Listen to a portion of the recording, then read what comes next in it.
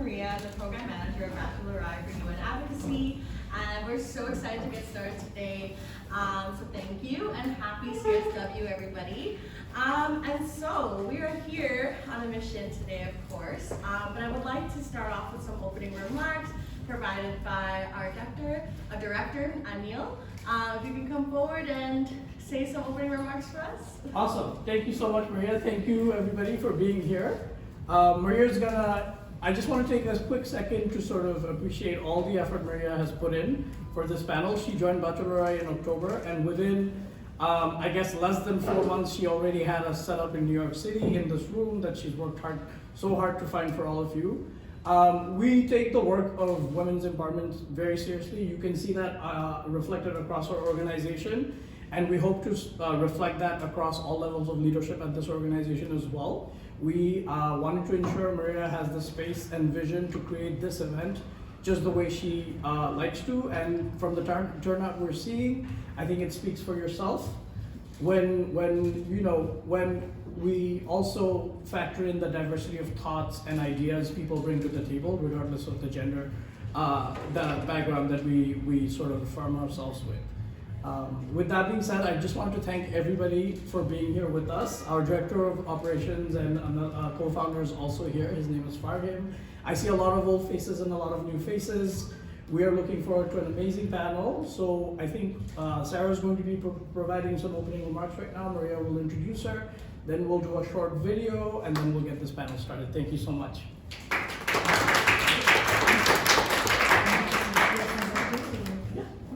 Thank you so much, everybody. I'd like to introduce Sarah. She is the official delegate for the CSW on behalf of the Young Diplomats of Canada. So we're so honored to have her with us today. I'll let you take it away, Sarah. Thank you so much, and good afternoon, everyone. My name is Sarah Devi, and I apologize because my voice today is not at its full strength. However, I'll try my best and try to speak as loud and as clearly as possible. So, first and foremost, thank you so much, BacharLorai, for creating this important space for these wonderful women and leaders for having this dialogue and to really express, their or share their experiences. As I mentioned, Sarah Debbie here, and I'm a proud delegate from Canada, from the Young Diplomats of Canada specifically. And in parallel, I also work as a federal policy and research analyst for the federal government. And we do a lot of work on human rights policy, on all the 7 treaties to which Canada is a party to, which includes a lot of policies on refugee rights. And so I'm not here, of course, in my capacity as a federal policy analyst. This topic is deeply personal to me because a few years ago, and I was volunteering for a number of years in Toronto and the GTA, the Greater Toronto area, and I worked very, very closely with many refugee families.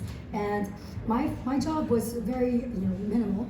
It was, about making sure that I support them through their most vulnerable moments. And this included things like translating medical reports or helping parents develop CVs or registering their children for school and extracurricular activities, and even coach moms for, through their driving license school. So I got to spend so much time with these families, and I felt like I was one of their daughters as well too, which was really wonderful because I myself was away for a number of years for my education.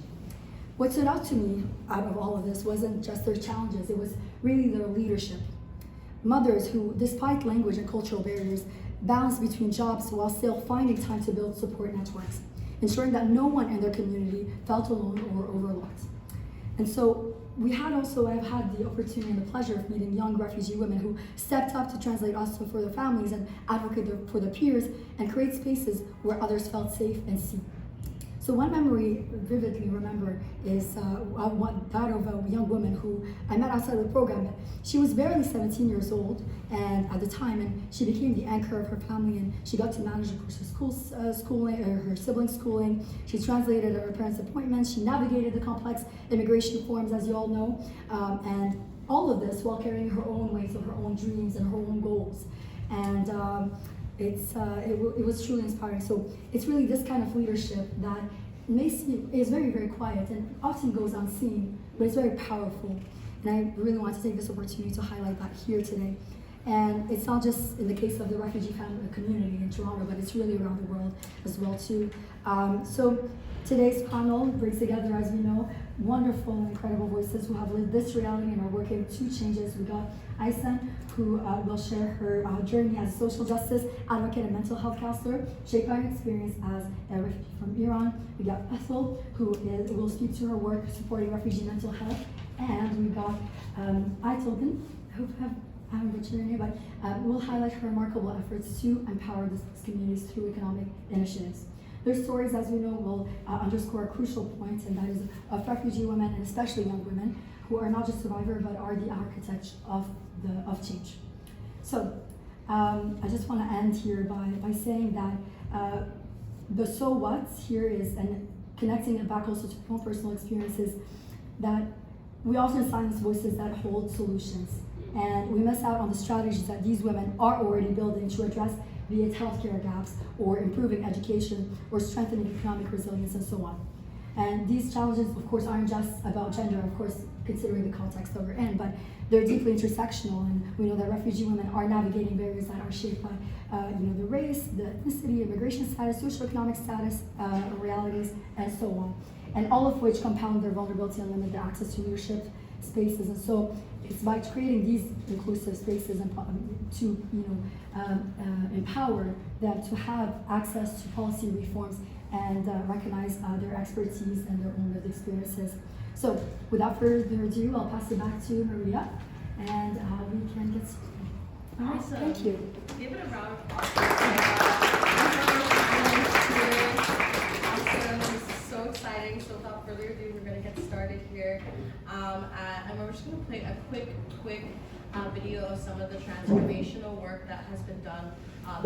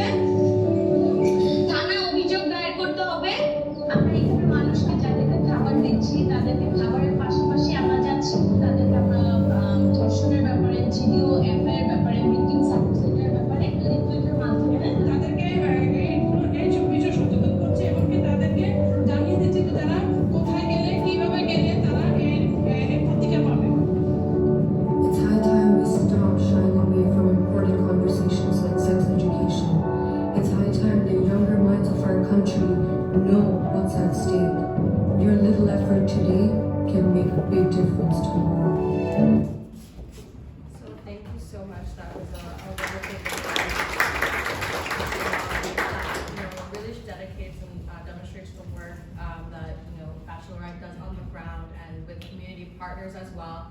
So we're so amazed, and without further ado, we are going to get started.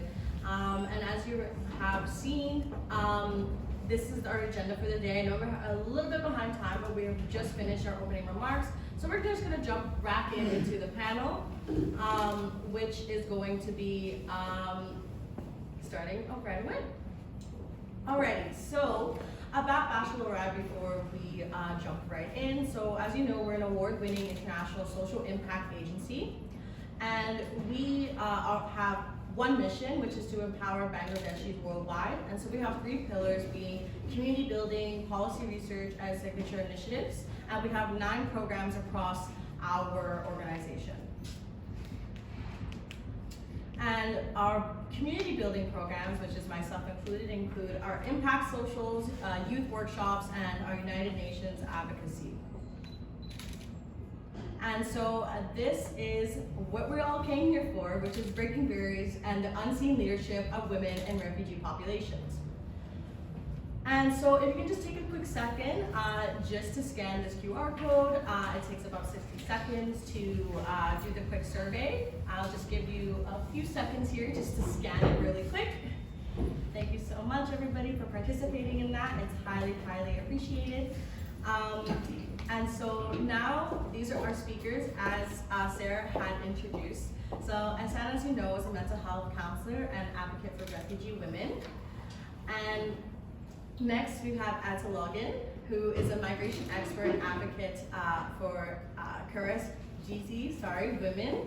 And then we have Bethel, who is a public health researcher and advocate for refugee resilience. So, without further ado, I'm going to prompt the first question. And so, this one is going to be towards all of our panelists. Can you share your personal experience or professional experience working with migrant and refugee communities? How has this shaped your understanding of women's leadership in these settings? Yeah, of course. Yeah. Oh, let me say hello. Hi, everyone. It's so nice to be here. It's an honor to be invited to this panel discussion, and I want you to give yourself an applause, please. It speaks a lot to your passion to amplify refugee voices, and I'm very happy all of you came today. My name is Aisan, as Maria said. So I'm a refugee myself, and I feel like that has shaped a lot of my experiences. And I truly believe that the strong person I am today is because of the challenges I've overcome. So the main theme of my discussion today will be, how can we change the narrative of seeing ourselves, not just victims of displacement, but change makers, people with passion who believe in making a change. So it's an honor to be here, and before I continue, I want to acknowledge the organization I represent today, International Association of Youth and Students for Peace, or IAYSP. This organization is dedicated to empowering youth as change makers in their communities and making sure that they're equipped with knowledge and tools to encourage these youth to make changes, to lead initiatives that promote peace, justice, and sustainable development. Something that truly resonates with me about their values is that IAYSP believes in investing these young people, that they're not just victims, but forces of resilience and leadership. So they really care about amplifying their voices and ensuring that they have a seat at decision-making tables. So it is this commitment to youth, it is this commitment to youth-led peace building that makes my participation today very important. Refugee women and youth are already leading change. We must ensure that they are recognized, supported, and given the opportunities they deserve. So about my experience working with refugees. I'm a mental health counselor intern and master's candidate at Teachers College, Columbia University, and a lot of my work has to do with underserved populations, including refugees. I really care about these people finding their voice, healing their trauma, and becoming the best version of themselves. I also have over 5 years of experience working with Doctors Without Borders in Greece, helping refugees, providing a variety of services, including mental health care, including advocacy, so making sure that we hear their narratives and publish them, so that making sure that the world hears them. That's amazing. Thank you. Awesome. Good afternoon, everyone. My name is Bethel. Thank you all for being here. This is, like, I could echo my colleague. It's a very special topic to my heart, and I could tell you about like the personal experience, the professional experience, but sometimes like murky waters, I don't know which is which. It's deeply personal and deeply professional. I am a daughter of refugee parents from Ethiopia and Eritrea. I was born in Kenya, lived there for 7 years, moved to Canada, grew up in Manitoba. Do we have a lot of Canadians here? Yes, represent. Soon to be 51st state, we don't know. But so I grew up in Canada. A lot of my exposure to refugee work, per se, is in Canada. And then moved to New York, most recently for my master's at New York University. I think it's, for me, I would have to start when we talk about women in the involvement, refugee women's unseen work and leadership. I can't speak about that without speaking about my mother. And it starts with her, and it continues with her, and ends with her. I've seen my mom sacrifice her life for the sake of my family, and for the sake of her community, and for the sake of seeing a change in our society. She, I think, embodies what I see a common thread amongst all refugee women, and that is unseen, unheard, but definitely felt. She will do the work behind the scenes. Wherever people are in need, she would be there. It's really just a call away. Another mother who needs a child picked up, or an individual who doesn't have to do that week, she'll do the grocery shopping for. I think when we talk about, we'll continue about, policy and how we can actually make a change, but I don't want us to lose sight of who is the closest into our circles, because it really just starts there. It really starts within your community. It starts with who's in your sphere at first. And so I've seen it within my own family, how refugees are resilient, and that's something that's going to be core to the work that I do continually. I think the reason I got into this space was fueled by that personal exposure, and then exposure in my communities. Like I said, I'm Ethiopian and Eritrean. I worked a lot with youth as a youth, and saw that we're underrepresented in a lot of decision making, and so I sought out those leadership roles to represent the people that I come from and that are not heard or are not represented in these spaces. From there, I moved, did my undergrad, knew that I needed to get into academics to kind of leverage the work that I really want to do, and then ended up working in mental health. So worked with case coordinators, very holistic approach to mental health therapy, case coordination for refugee populations in Canada. From there, I saw that the direct client work was limiting because of a lot of the system barriers that this population faces. So I said, what's next? And I chose public health to be a more systematic way of approaching and addressing some kind of underlying barriers populations face. And so that's kind of what leads me here. I think the common thread that I would like, if you said you had only one sentence to tell these people, it's refugee women's work is definitely maybe unseen, maybe unheard, but definitely felt, and I hope that we take that away today.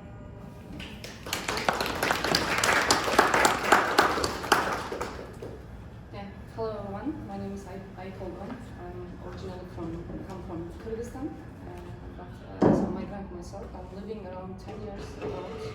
First I started my education when I was 17 years old in Turkey, and I moved to Poland after 2 years because of the political situation we couldn't attend in Turkey. After that, with my friends, hundreds of people, forced to flee Turkey to the European countries. I wasn't a refugee because my citizenship was in Kyrgyzstan, so that's why I moved to Poland to try and safely get an education. And after that, because of the occasion, I was deeply affected, and that's why I focused on the migration issues and refugee movements from Turkey to the European Union on my bachelor's and master's degree, and I continued with my PhD. Now I'm a PhD candidate in political science, focusing on the international migration as a driver of modern slavery, the case of Libya. And when I started my PhD, my government, I mean, there was a migration and human trafficking council in the Kyrgyz parliament, and they learned about my work, I mean, my PhD, and they offered me to become their public representative in Poland.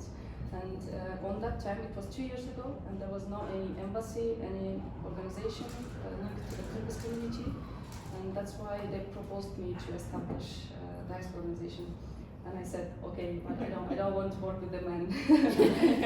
And that's why we separately, I mean, because of my personal experience, I always, I mean, seeing that women facing different challenges. I mean, we face, I mean, generally double challenges, I mean, comparing to men. That's why I proposed maybe we can open a women-based organization. That's why 2 years ago, we established a Danaker organization. It's a woman diaspora organization from the Kyrgyzstan, based in Poland. It's the first kind of organization based in Poland and the European Union. And that's why we started to work with the government after that time. And I invited active women like me, young women. Some of them are here. And we established this organization.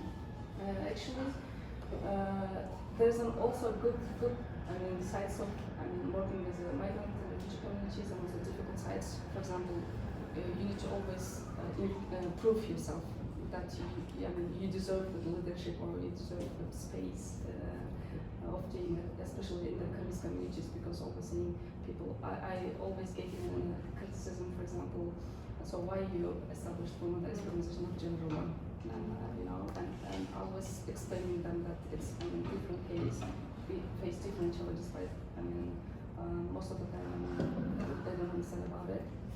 But the good thing is you can inspire people. For example, at that time it was I came to Poland in 2017, and there's only few people who come from Kyrgyzstan, and there was no someone who can take an example or to ask them guidance. I think I was the first person who pursued in political science and PhD, and I always struggled by myself alone. And after that, people who came after me, always asking me, for example, help, for example, finding home, flat, for example, legalization problems or integration challenges. And I was helping for 2-3 people, and after that, I realized there's a need to support. And that's why I stepped forward and established an organization to reach more people to help. And after that, we are working now in 2 years. We started to collaborate with government and other countries, also other migrant communities now, Azeri communities, Kazakh and Uzbek, mainly in Central Asia, and asking us guidance to establish such a women diaspora organization for them, for their communities. And some of them are started to already establish. That's why it's really hopeful to see that people can get inspired from our work in the field, and that they can also help their communities. Awesome, thank you so much.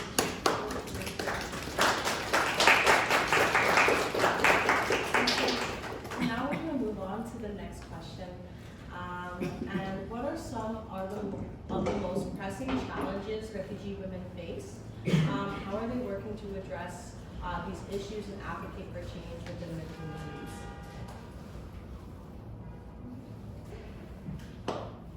So, through my time working at Doctors Without Borders in Greece, what I witnessed was that these women really carry this internalized core message that they don't deserve a seat, as you said. And that really saddened me. It was very disheartening to see that. What I was witnessing is that these people, these women, on top of the pain of forced displacement, they continue to be mothers. They continue to fulfill in their roles. They continue to form informal communities and empower each other. And yet, there's this internalized message that having a seat, having a voice is not for me. And in my journey of becoming a social justice advocate, I started believing that, I have to be their voice. I to speak up for them. But then along the way I realized that they have one. They do have one. My role is not to be their voice. My role is to amplify their voices. My role is to empower them to find that in themselves. And really changing that narrative that, hey, you are a refugee, but this journey has helped you to cultivate the strength to overcome any obstacle. So you can do it, you can be a leader. And of course, to be realistic, there are a lot of challenges. There are systemic barriers. There are limits in accessing quality education, which is important. There are limits in accessing opportunities, employment. Of course, I want to be realistic and recognize that. But I think the very first step is really to start helping them to see that strength in themselves, that they can do it and they deserve it. So that's also part of the reason I decided to become a mental health counselor, really help these people in a therapy space to process their pain, to start healing from their trauma, and really break from messages of patriarchy, of like, you're weak, you can't do it, you don't deserve it.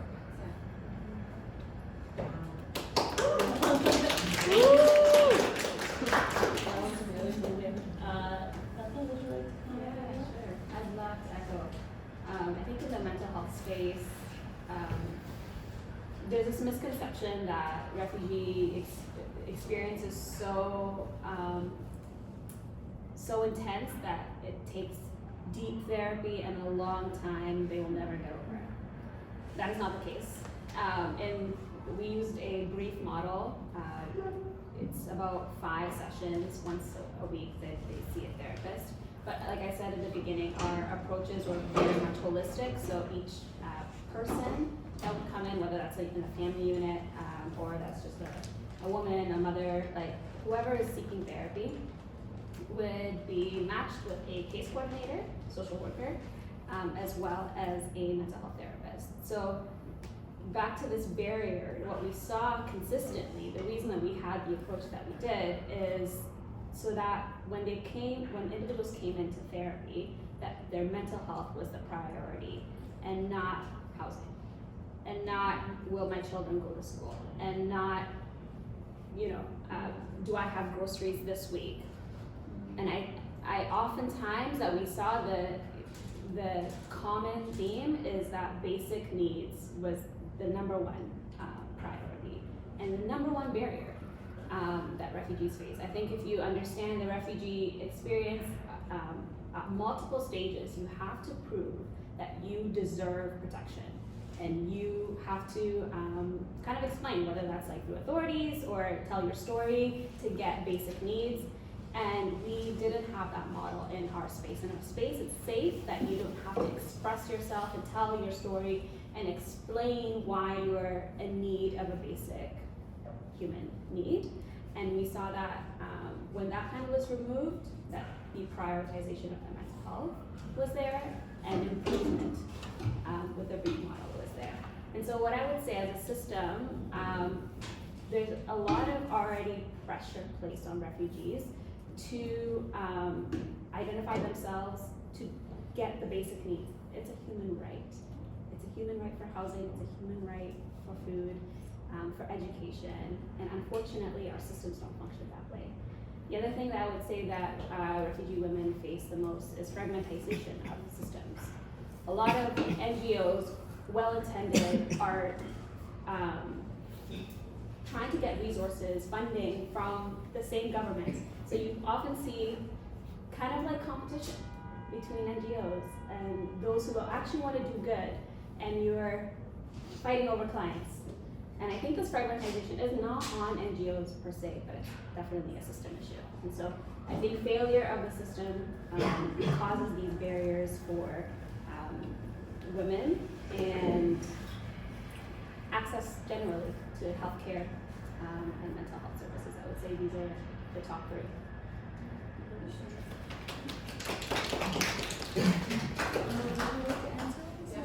I know that your work is done in migrant women and whatnot, but I feel like these 2 realms are very intersected as well. Yeah.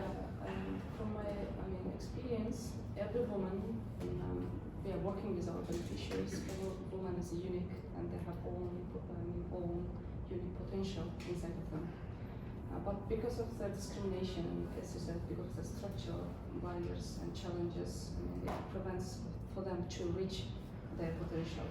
So that's why in our organization, our main activities and projects trying to address these issues.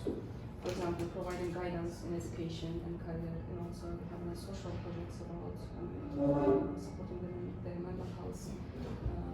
To how you can say, because they're also limiting themselves to reach to do something in host countries.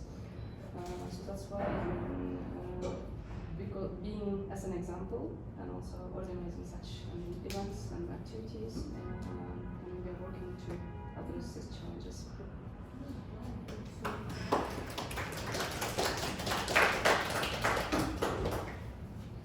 And so the next question is, which is kind of a big question. Why is refugee women's leadership often unrecognized despite their contributions in community building, advocacy, and crisis response? And how can we better amplify and support their voices?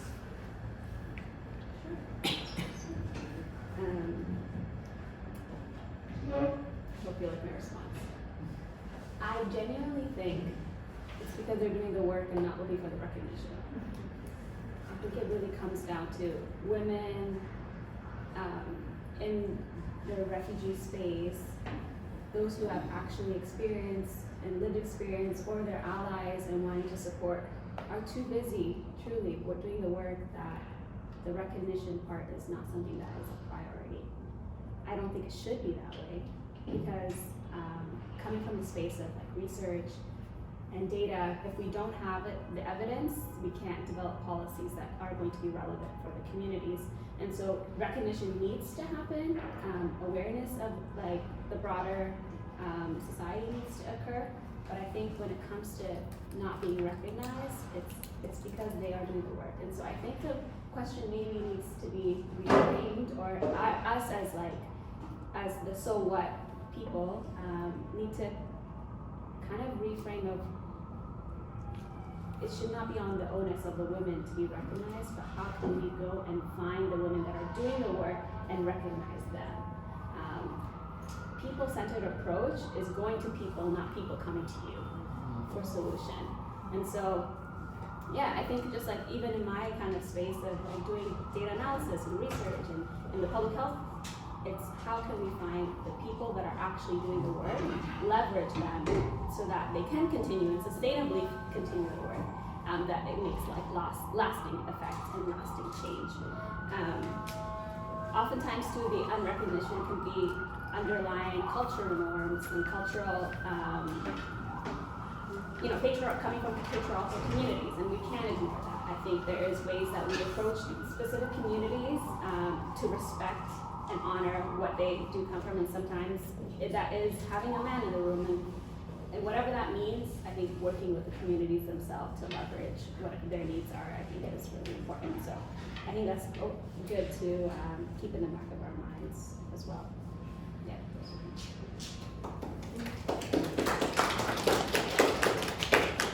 And I know that you've worked a lot with individuals in crisis response. So I'm wondering if we can get your feedback on what it's like in these realms.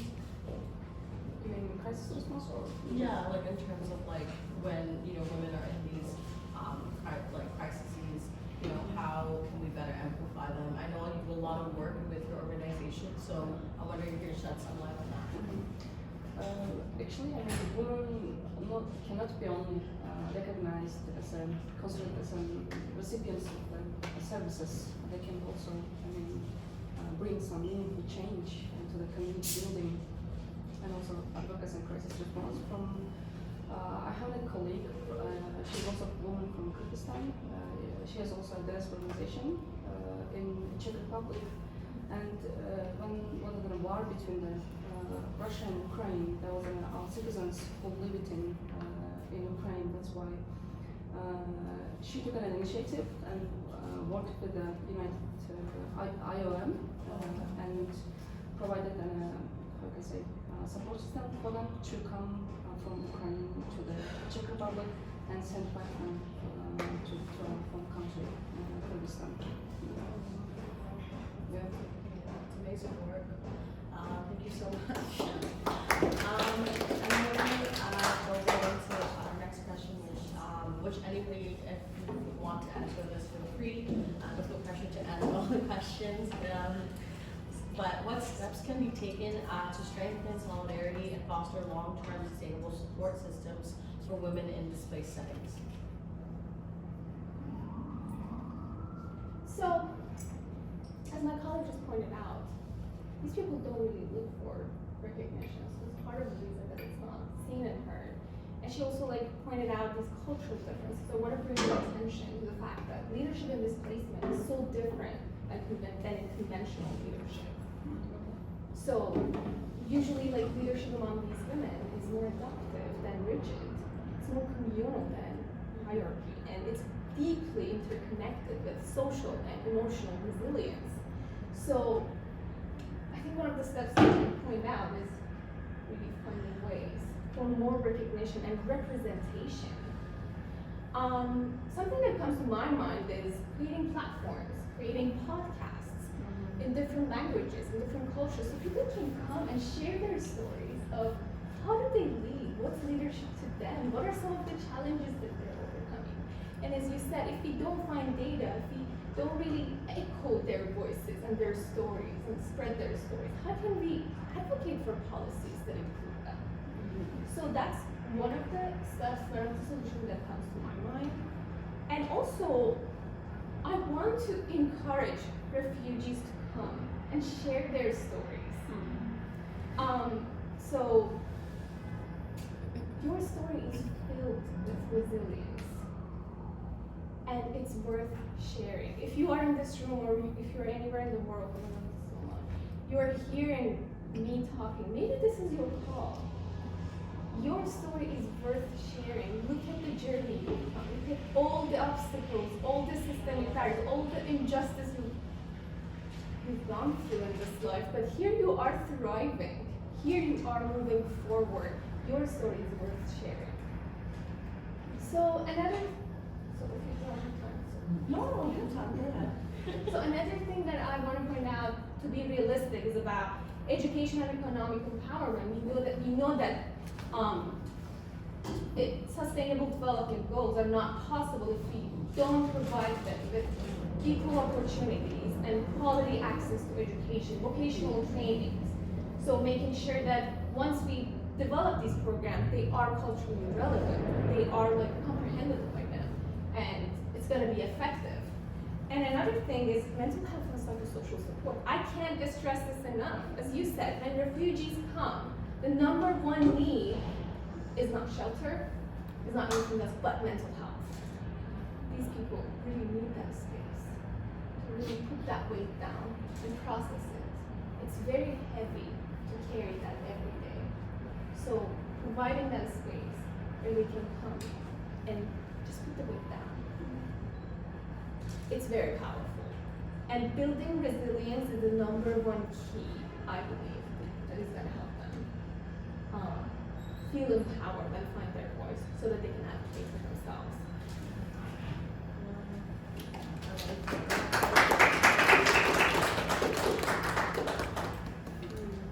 I think a few things come to mind. Just key things in the question about sustainability. It has to last long, and if these solutions are coming out externally in, they have a less likelihood of being successful. And so I guess it really echoes. I'm a huge advocate for participatory action research. When we have participants actually involved, and not a say at the end, but from the beginning to design to extraction to data analysis. And I was very honored to be a part of a participatory action research with Yazidi refugees in Canada, and the study was really focused on their mental health perceived barriers, as well as trying to understand the gaps between theirs as well as healthcare providers in Canada, and the hope and the themes that kind of came out of it that was led and initiated by the women themselves was family reunification. That's really, it came down to, we want our families. And we hope that this kind of study and others adjacent would kind of alarm the Canadian government to bring their families. And from people to policy, it's all connected. And so I guess for it to be sustainable, talk to the people. Where are the people? Again, and I think it's really evident in the way I'm speaking today. It's something that is going to be making long-lasting change. And I guess like to even reframe the question, what does it mean to create enabling conditions? I think we maybe sometimes overthink what systematic change really means. Just because right now we maybe don't see a lot of women's participation, and that's kind of why we're here. We want to empower and uplift women's work, but it doesn't necessarily have to mean taking down the whole system. I think there's ways that we can reimagine what already exists, and I think it's just so tricky for us to see women in those places, but they are more than capable. And so I think even looking inwardly in, if you are in a position of power in an organization, and like even just looking in the space, predominantly women, you know, kind of encouraging and nudging other colleagues to participate in these kind of conversations, so that we are broadly represented, but also leverage and change the landscape without overthinking it and without overlooking what is possible right in front of us. And again, data and research, I think more and more I'm seeing, less and less I'm seeing gender-based research, race-based research. And I think at the beginning, Sarah really alluded to this, like it really goes beyond just gender, but the intersection of people's identities. And so if we don't look at intersectionality in data and research, we can't make policy and sustainable changes that are representative of the people. So I think it comes down to this. I really like what you said about like reimagining. I feel like, especially as activists and as change makers, you know, we think we need to dismantle the system and we need to, you know, take over, revolutionize. But I like the connotation of reimagining it. I really like it. I think it's very diplomatic, and it's yeah, I love that. Thank you so much for that. Yeah, I think there should be investment on women-led grassroots initiatives and organizations. Not only about providing funding to implement activities and projects, but also providing a space in decision-making spaces. Otherwise, it is really hard to meet the needs of those refugee women and also migrant women. Yeah, of course, yeah, but I totally agree with that. I think that was a good point as well. And then I'm going to lead us into our final question, which is kind of, you know, a informal call to action and kind of next steps, and picking your brains on this. So what policy recommendation do you have in strength and to support migrant women and women from refugee communities and create enabling conditions for their leadership?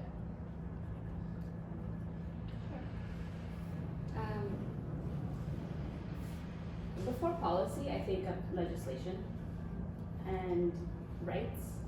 I think in a lot of countries that either we work or that we have kind of ties to, we think that, you know, all these access to these services or access to healthcare and mental health and housing is a human right, but if it's not in legislation, it really is a human right. And so it's something I've been thinking about more recently for policy to be in place, that we have to start with legislation that's representative of like the fundamental values of what we want to advance. And so I know I'm not really answering your question, because I think if I do answer your question, I'm going to go back to people-centered data and research for true policy recommendations. Okay. But yeah, legislation and women's rights being represented at a country level. Yes, data and research, yes. Okay, keeping that in mind. We'll take on this question next. Yeah, I think there's very, for example, I live in Poland and I'm living in Europe, so there's very few initiatives specifically focusing on the migrants and okay, there's a lot of organizations about women, but not about refugee and migrant women. I think there should be more and more support for them, not only from the host countries, but also home countries. For example, especially from the global south. So I'm underrepresented in the Europe, so that's why. So I repeat my answer from the last question. There should be more and more investment on the women initiatives. Absolutely, absolutely, I totally agree with that. Thank you so much, ladies. Give a round of applause for all of our people. This is amazing. And so that wraps up the panel portion of our discussion. Oh yeah, go ahead. It's just I think we also touched upon this a little bit before, but like really thinking that sometimes the policies are there, but really just shifting our attention and thinking, why is there a gap between policy and practice? What is happening in that gap? I'm really trying to fill that gap. Do we need stronger mechanisms to reinforce existing policies, or do we need to create more opportunities where these people, women leaders among refugee communities, can find a seat in decision making so that they can advocate for themselves for policies? Yeah, no, thank you. The gap, yes. I think that really that just enlightened that whole retrospect on between practice and policy and how we can kind of see where the gap is and fill the gap and see where we can improve within. So that's great. Thank you so much, guys. Thank you so much for your expertise and sharing your experiences and really just being so insightful in this discussion. I learned so much in this last half an hour or so. And so thank you so much. And we're gonna open the floor up to any questions or comments you want to make from anybody in the room. Yes? Hi, nice to meet you. So a few of you mentioned mental health resources for the refugee, and that's very interesting to me because I work in mental health and I'm a founder. My work is I connect therapists of all languages and backgrounds with their immigrant clients by we're using our software. So like when it comes to language and cultural barrier, we use our software to bridge that gap. So my question for you is, what do you think are some current effective resources that refugees can utilize, and what are their biggest pain points? Like you said, right, like there's policy in place, but why do you think there's gap in terms of mental health? Because we see so many refugees and so many immigrants still lacking access to mental health, so what do you think the problem is? So, I love that question. And I can talk about mental health forever, so please stop me when we're running out of time. I'll find you after. So yes, you're pointing out a very important issue that sometimes mental health resources are there, but what is happening there? Is it not effective? Is it not accessible? So really trying to think about our context and think about these issues is going to help us to be able to advocate for those solutions. Some of the challenges that I have faced in the work that I do with refugees is that a lot of the material that I want to educate immigrants on is just not culturally informed and effective. A lot of these people come from cultures that they lack, mental health awareness. They lack any knowledge about emotionality. They can't identify any emotion except stress and anger. So when I try to do a lot of education, psychoeducation on emotions and a lot of mental health challenges, there was this gap in communication. And one of the things that I recently started utilizing is generative AI. What I did was just really typing that, I'm working with Afghan immigrants and I want to teach them about sympathetic and parasympathetic nervous system, to be able to teach them about stress. Help me find metaphors that is culturally informed and is comprehensible by people with very basic knowledge of mental health. And ChatGPT like helped me to brainstorm about metaphors, and one of the great metaphors I came up with was village. A village in Afghanistan, and so there are like two states. So there are these two examples. There's this village in Afghanistan that is ready, getting ready for a celebration, so it's at a calm state. And the same village is getting ready for a war. So there's so much chaos going on. And I asked it to generate pictures for me. So there were two pictures of village, and that's how I was able to really teach these people very basic pictures of this is the sympathetic and this is parasympathetic nervous system.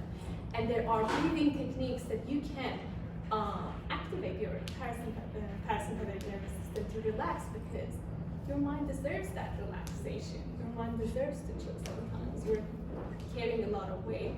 But this is just an example, but it really depends on the context and the population you're working with. Wow, that was a beautiful answer. Very innovative, very being able to connect the minds and stepping out of the box. I love that. Creating a new paradigm out there. That's crazy. Anybody else want to tackle this question? I have a few. So, first thing is like language. I wanted to echo that. Small things like dialect. Small things like what country, like you can speak the same language but different countries, and that would make a difference. And we see that in different clients. So dialect and having those. There's also a misconception that interpreters are not effective. They are. And so therapy doesn't necessarily have to be in first language. And so if you want resources on how to work with their interpreters in a mental health setting, I can send that to you later. But yeah, interpreters are very, very effective. There's another thing, and if it comes to mind, I'll let you know. But I have to ask, what's the platform? We're on Well. Okay. It's very easy to remember, just 3 Well. Okay. And the website is wellcounseling.com. Awesome. Okay. I'll chat with you after. Thank you. Well, do we have any other questions? Anybody would like to pose? Any comments? Yes. I'm sorry, my question is still, I'm still thinking about it a little bit, but I don't want to miss the opportunity. Just first of all, thank you very much. This has been one of the best events I attended this week, honestly. I learned a lot. You could see me right after everything you were saying. So interesting. You touched a little bit on the fact that you didn't have a refugee status, I think, in Turkey. That's what you mentioned. Yeah. And I'm thinking, especially in Quebec, this is a big challenge. I come from Montreal. And I'm wondering how we can create spaces for women that don't have a refugee status or a permanent status for them to express their leadership, to share their stories, but without putting them in danger, without like putting them in an uncomfortable situation either. So yeah, I'm still thinking about how to answer that question, but I think you know what I mean. It's a difficult question. Yeah, so what do you mean? I mean, refugee? Yes. Religious or But women who don't have the refugee status or who are waiting for it or in that kind of limbo, right? not making in danger? Sorry? You mean not putting them in the danger? Yes, exactly. And yeah, just like also respecting their boundaries. Just how can we do this? Like, I think it sensitive. depends on the which country and region. Mhm. For example, in European Union, I mean, we have more freedom and more rights.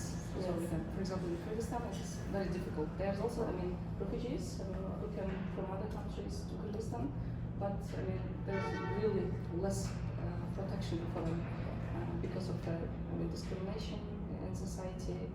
For example, when it comes to LGBT people in Kyrgyzstan, I mean, even people cannot express that they belong to this community because people are so, I mean, there's a huge hate speech, hate crime, I mean, towards such people.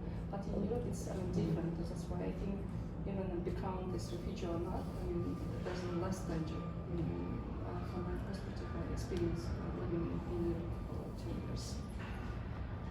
But when it comes to my friends who come from Turkey, I mean, they're always trying to hide themselves, their personal identity, because maybe they're thinking that they will come back to their own home country, so they cannot show their leadership.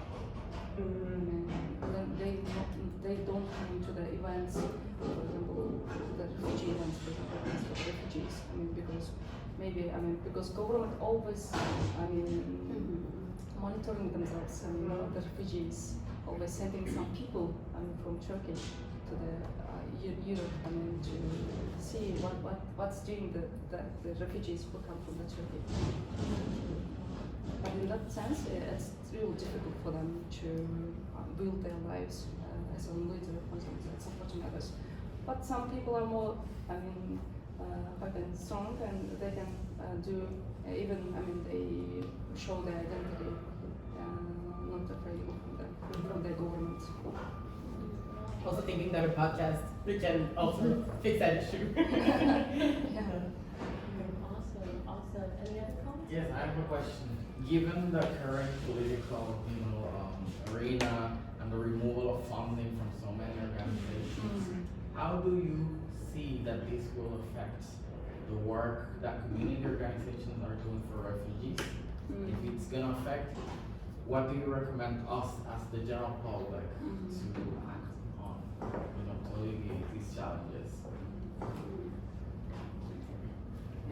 For example, we are working with the IOM in Poland, and because of the change of the Trump administration, there was a huge cut from those organizations, especially World Health Organization and IOM. So that's why we, for example, as an organization, we don't have a lot of services. For example, providing legal support, providing mental health support. We always work with IOM to ask them. For example, there was a case. A woman who faced gender-based violence, and we, asked the IO to help psychological and legal support for that woman. But I think there will be, less support from these organizations because of a budget cut. Thank you so much. Sure. Maybe I'll start because I cannot see you all. So I'm Martina, and myself, I'm not a migrant, I'm not a refugee, but in various organizations I'm working with those communities. And in my work, I've seen a few times, as you mentioned, we're lacking funding in the area, so frequently we're searching for partners, for stakeholders. And usually, if these partners are not focused on migration, they have to be more local, national. I found that it's quite frequent that those organizations have some prejudice and this sensation of anxiety that the migrant or refugee population can pose a threat. And this is something that frequently can sabotage projects and make it not happen, not complete. So I just wanted to ask you, what is your experience with that, if you have faced that, and what is your solution to maybe overcome this or just those issues? How to work with those organizations? So basically that's it. Thank you. I can try to answer that question. I don't want to disappoint you, but I don't have a solution. But what I do want to say is that this really sheds light on the importance of building resilience. I recently participated in a study abroad program at Columbia University. They sent us to Costa Rica, and we went to very underserved communities. And what I really learned from their experience was that it's not really about having the best resources ever to be able to make an impact. It's really about how we can think creatively with the very limited resources we have to make an impact. How can we empower these individuals to build resilience so that they can overcome the challenges they face? Your question is very broad. We need to take into consideration the context. We need to take into consideration the population, the type of the challenge we are facing. And of course, lack of budget is a huge, huge limitation. But given the challenges, how can we still?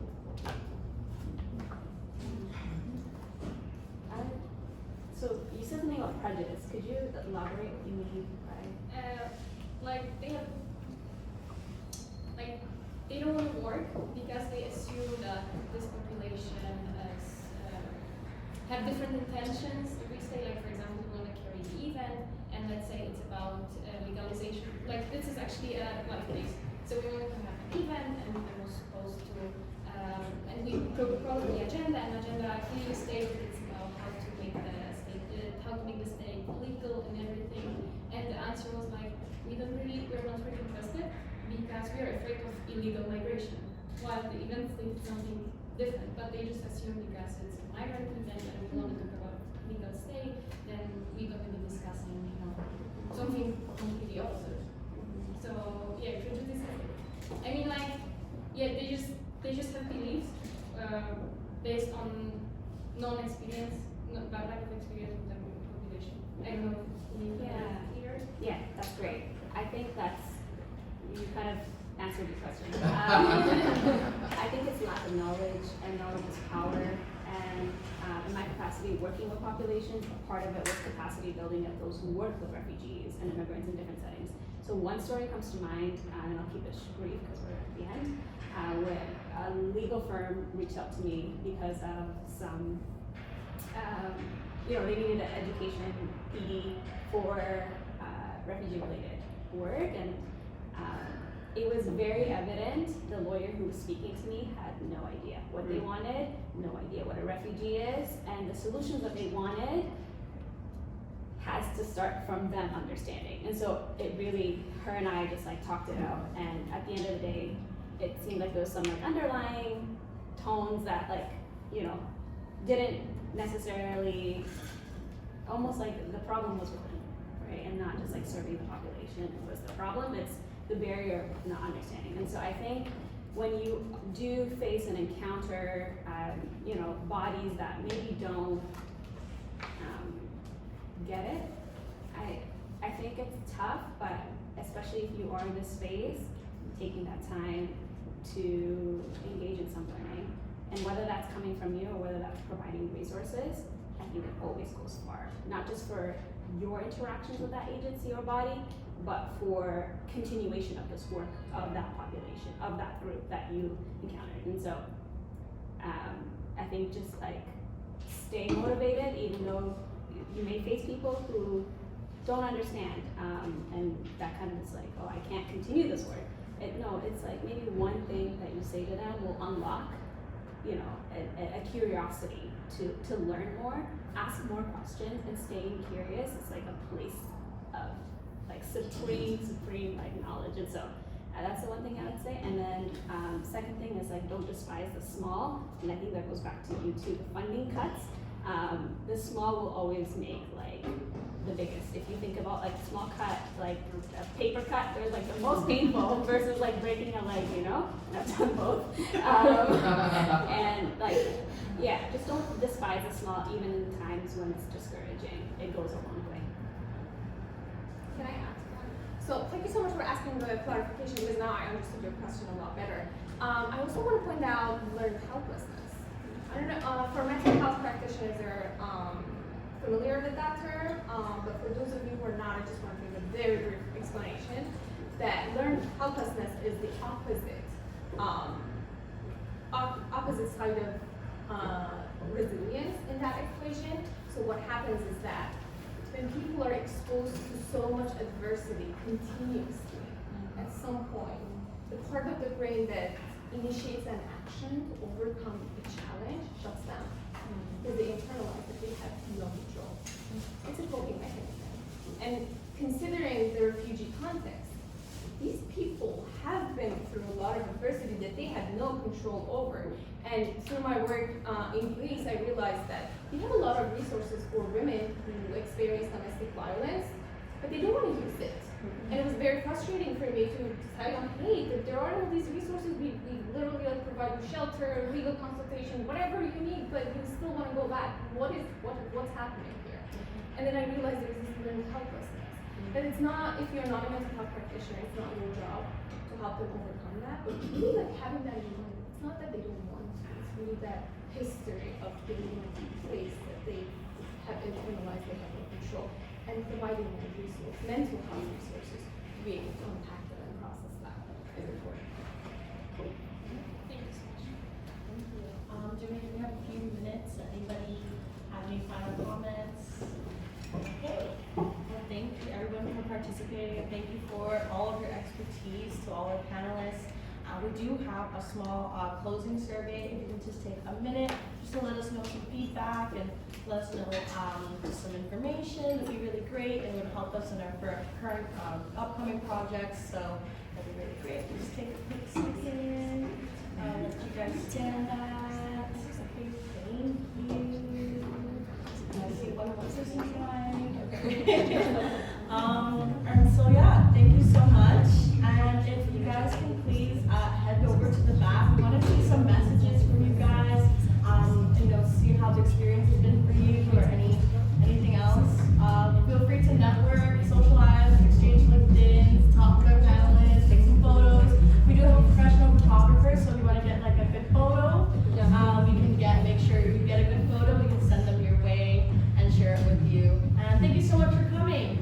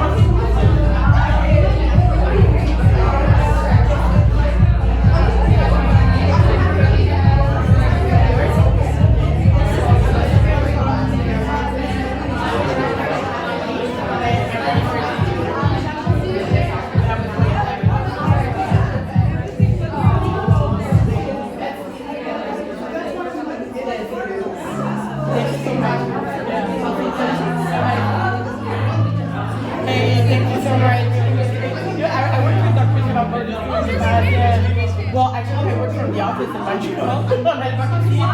I actually been on the field there. Yeah, I spent the well,